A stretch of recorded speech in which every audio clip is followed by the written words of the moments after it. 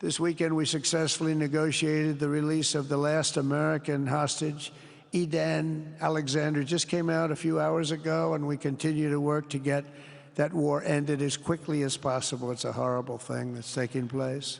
All civilized people must condemn the October 7th atrocities against Israel, which would never have happened again if you had probably a different president, but definitely if you had me as president. The people of Gaza deserve a much better future, but that will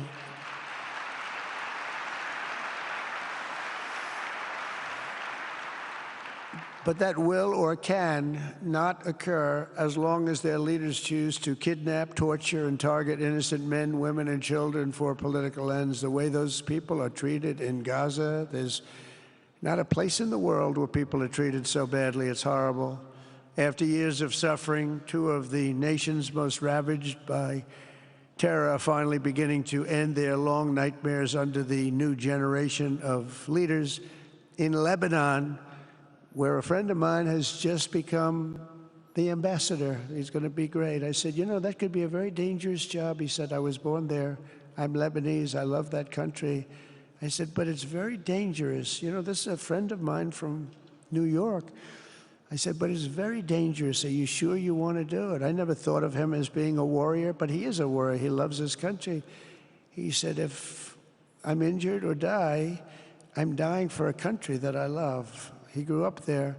It's horrible what's happened in Lebanon, but you have a great ambassador, I can tell you that. In Lebanon, which has been endlessly victimized by Hezbollah and their sponsor, Iran, a new president and prime minister have brought the first real chance in decades for a more productive partnership with the United States, and we're going to work with their new ambassador and everybody else, Marco, and we're going to see if we can really help them out and let them get over that very high grid that they're going to have to get over. My administration stands ready to help Lebanon create a future of economic development and peace with its neighbors. They have tremendous people in Lebanon, doctors, lawyers, great professional people. I hear it so many times.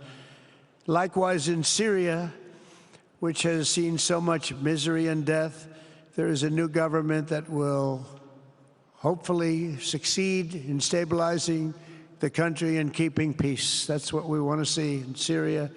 They've had their share of travesty, war, killing, many years.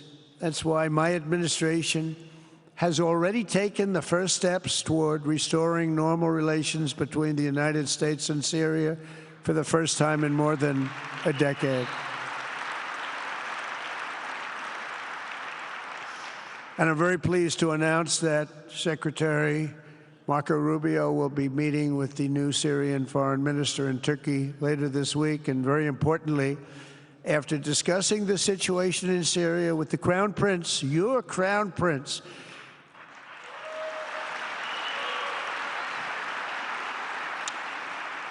and also with President Erdogan of Turkey, who called me the other day and asked for a very similar thing, among others, and friends of mine, people that I have a lot of respect for in the Middle East, I will be ordering the cessation of sanctions against Syria in order to give them a chance at greatness.